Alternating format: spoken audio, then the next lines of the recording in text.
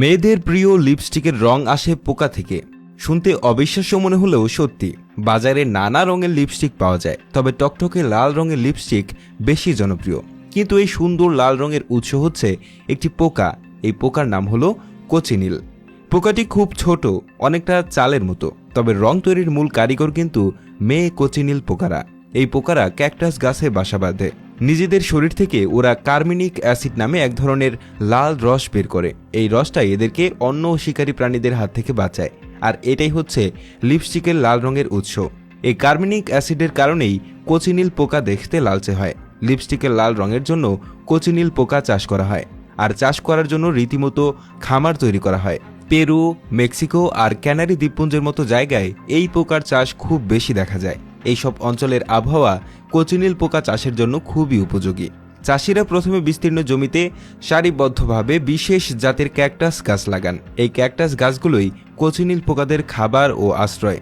যখন ক্যাকটাস গাছগুলো বেড়ে ওঠে, তখন চাষিরা খুব সাবধানে মেয়ে কোচিনিল পোকাদের সেই গাছের গায়ে ছেড়ে দেয়। এই পোকাগুলো ক্যাকটাসের রস শুষে আর সেখানেই ডিম পেড়ে বংশবৃদ্ধি করে।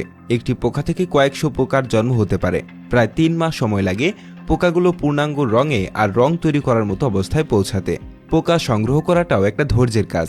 যখন পোকাগুলো রং দেওয়ার জন্য তৈরি হয়ে যায়, তখন চাষিরা নরম ব্রাশ আর ছোট কোনো যন্ত্র দিয়ে খুব সাবধানে ক্যাকটাসের গা থেকে পোকাগুলোকে ছাড়িয়ে নেন। এমনভাবে এই কাজটি করা হয় যাতে ক্যাকটাস গাছের কোনো ক্ষতি না হয়, কারণ এই গাছেই আবারও নতুন করে পোকা চাষ করা হবে। সংগ্রহ করা পোকাগুলোকে এরপর রোদে শুকানো হয়, অথবা হালকা আঁচে গরম করে শুকিয়ে নেওয়া হয়। শুকিয়ে গেলে পোকাগুলো একদম শক্ত হয়ে যায়, আর তাদের শরীরের লাল রং আরও গাঢ় হয়ে যায়। এই শুকনো কোচিনিল পোকা থেকে রং বের করা হয়। শুকনো কোচিনিল পোকাগুলোকে এরপর ভালো করে গুঁড়ো করা হয়।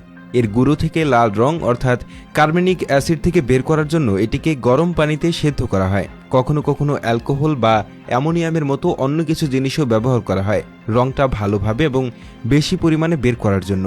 এই প্রক্রিয়ার শেষে যে ঘন টকটকে লাল তরল বা গুঁড়ো পাওয়া যায় তাকে বলে কারমাইন।